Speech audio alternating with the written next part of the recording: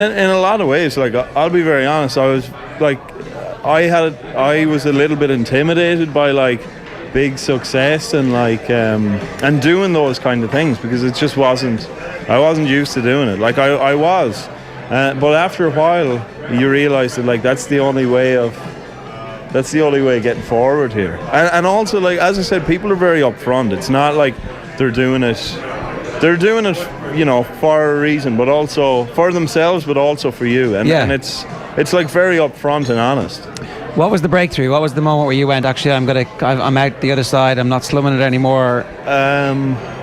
So I stopped working with the guy I was working with towards the end of the summer, and like I was playing football with the club here, and after that I was kind of getting a bit annoyed, that like I wasn't doing exactly what I wanted to be doing, and I probably spent maybe like 2 weeks not in a good frame of mind. And then I was like, I just have to get back like trying to do the right things again. And thankfully, like I just changed my mindset a little. Like it was getting a little bit negative, and it was getting a little bit I was a bit hard on myself maybe also. But then when I switched my mindset, honestly, everything changed in about like the space of 2 weeks. Like a lot of things changed. Like I started doing the small things again, and then I got the opportunity. When you say the small things, do you mean designing for yourself and just kind of but like also reaching thinking? out to people? Okay. Yeah, like reaching out to people again, like sending my work around to people, and thankfully going for it. Yeah. Because again, like it is tricky, because Americans, are like anyone. They're not going to do you favors. You have to earn the. Yeah. And I thought that, like, to be honest, I thought like I'd get something, through someone I knew or something. But I had to work. For what I was given. What are the main differences between the fashion industry here and back home, other than the obvious scale and just the amount of people and the amount of money involved? So, like here, the biggest thing I'd say is like luxury fashion. So, like people here are willing to spend a lot of money on clothes, and like they mightn't necessarily be like super wealthy, but they're willing to spend money on clothes. They like really. It's just in that culture that if you have any disposable income, like you'll spend it on higher priced items. So like people are really willing to spend a lot of money on clothes here, whereas that's not really the way in Ireland. I think that's the biggest one, like the amount of money that people are willing to spend. And also like here you have like the Asian market. Like anybody who comes to New York, right, is like from Asia or other continents or other parts of the world. They're probably coming because they have, they're from a good education, good background. Their family might have money. So like when they're here, they have money to spend. So I think, and New York dictates a lot of the market. So when you combine that with people who have a lot of money, it's just far bigger business. It must feel like it's kind of cutting edge, like that you're actually at the edge of something, and you can kind of see trends as they evolve, and almost before they go global. Yeah, no, for sure, and especially with the guys I work with now, like their mission is like creation. So you see a lot of their creations that are like, and they're leaders for the other smaller brands who are trying to like rise. So you do see a lot of it. It's definitely at the forefront of it now. I will say, like, New York is very commercial, like, money first. Yeah. Money first, design second, I mean, design as long as it's going to make money. Yeah. So nothing too avant-garde. No, not overly, no. But it has elements as well. But the emphasis is definitely on more money. And so, what's next for you? It's obviously going to be sticking around here. Yeah. I'm planning on staying here. And like honestly, it's just like I have to keep working my way up. Like I started again, at a low level here, so I have to work my way up, and I'm kind of happy to do that now, because I realized that there's just no other way. Yeah. The other thing is, it's okay to start if you're on the right path. It doesn't matter where you are, so long as you know that you're on the right path. Yeah. A lot of people take a long time to mess around and try different things and kind of bumping in and bumping up against the career that they want to be. And I think as well for sports people it's very hard because you literally have to be a training twice a week and you have to be minding the rest of it. So it's not easy to get the brain space to go, I want to be a lawyer, or I want to be a business person, or I want to be an entrepreneur, or I want to be an accountant, or actually I just want to be a teacher because that's actually my calling, as opposed to, I don't know. And also I think it's like difficult to be very passionate about a number of things. Yeah. And like it's the passion as well that'll help you, with your work in any area. So if you're like working and really passionate about playing football,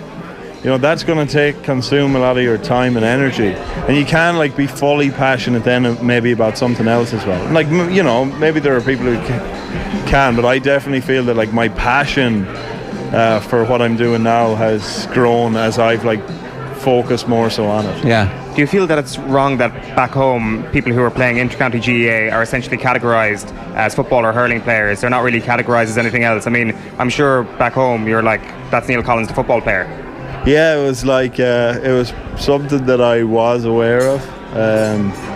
It's definitely how they're defined, but I think that's difficult. I think that is a little difficult because I don't think that should fully be the emphasis when it's not actually your profession and you're not getting paid for it.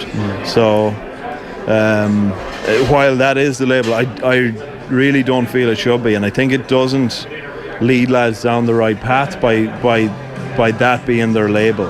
Yeah, do you think it can have a positive impact? Like you look at somebody like Lee Chin, who's doing nothing but playing hurling at the moment. Like doesn't have a job, he's not studying, which may just be the right time in his life to kind of take a break from that sort of stuff. But at the same time, it is heaping more towards people pointing at him as the hurler and the hurler alone. Yeah. I mean, I guess it just depends what you want to do as well. Like what you're really passionate about. Like, a guy like Lee could spend his life coaching, which is related to what he's doing now.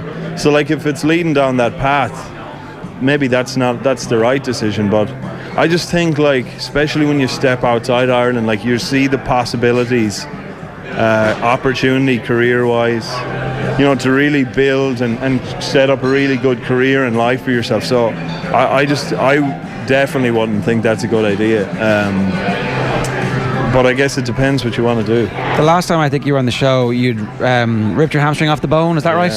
It's a really horrific injury that it's very hard to get back to the same level you were at. Yeah. Is part of that now, in retrospect, was it a good thing that happened to you? That like that forced break, you're like, what am I doing?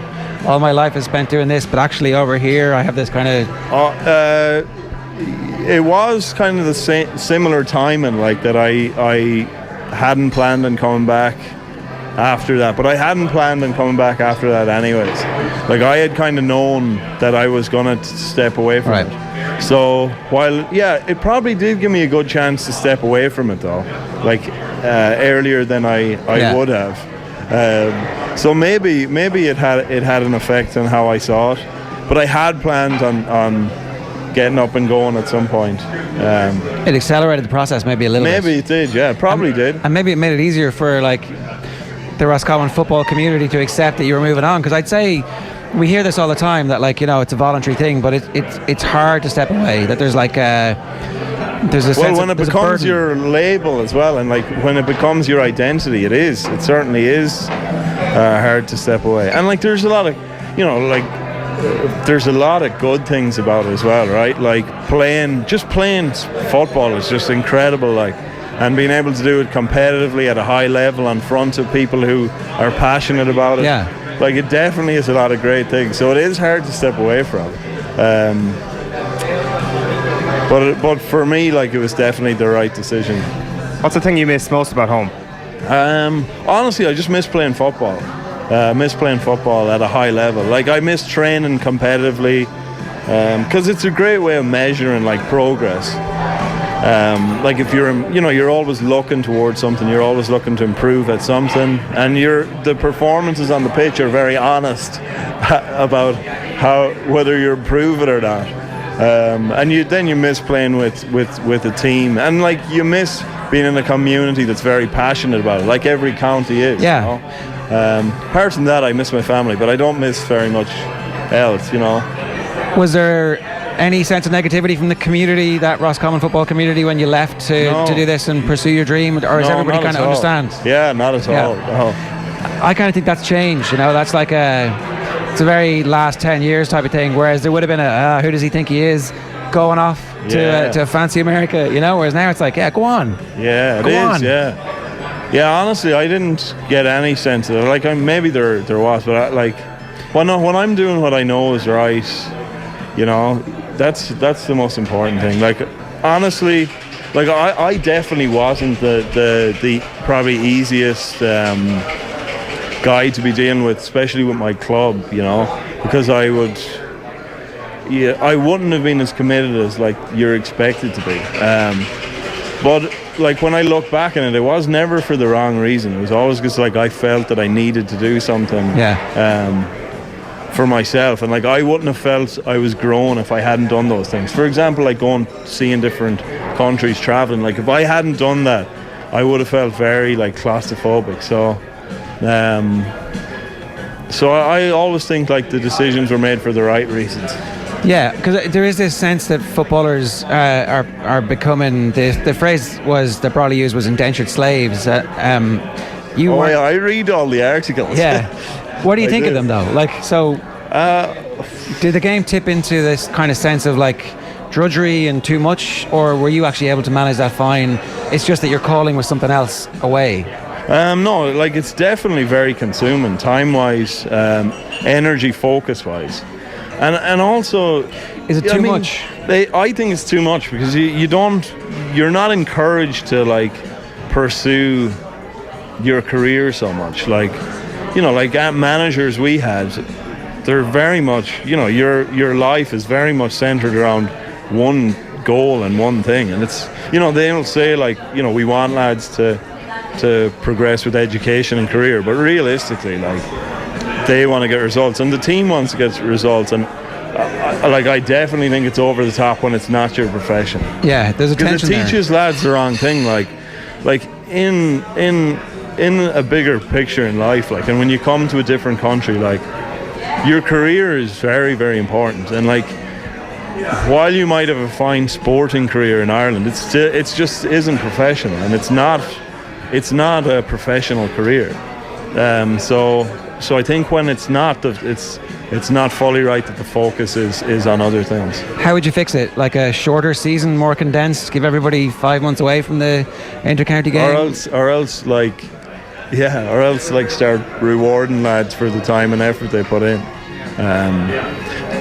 That's what I always thought. Like, I thought lads should be rewarded financially for their time, because that's like how the world works. That it's either one way or the other. It's either professional or it's not, and you're asking people to commit to the level of professionalism, but not giving them the opportunity to develop outside of it. So yeah, and that's where the tension has arisen, because everybody's going to say, "Oh, he's calling for professionalism, heresy. You can't have that." But like, you're at the coalface. You know what it was like. Yeah, I mean, each one has a trade-off. Like, if you're bringing in professionalism, money, you're trading maybe the ethos of the game. But I just think it's difficult on lads. I think it puts lads in a bad position where they realise, like, the focus is purely on football. Like, don't worry about your career stuff. Like, just do whatever you can to get paid, because this is your focus. I definitely just don't think that's right. Yeah. I really don't. And like, the more I went on, I started to really realise that. It wasn't like, let's do everything we can to help these lads perform. It was like, let's like do everything we can to win. And like, it's not necessarily looking after the individual doing that. Yeah.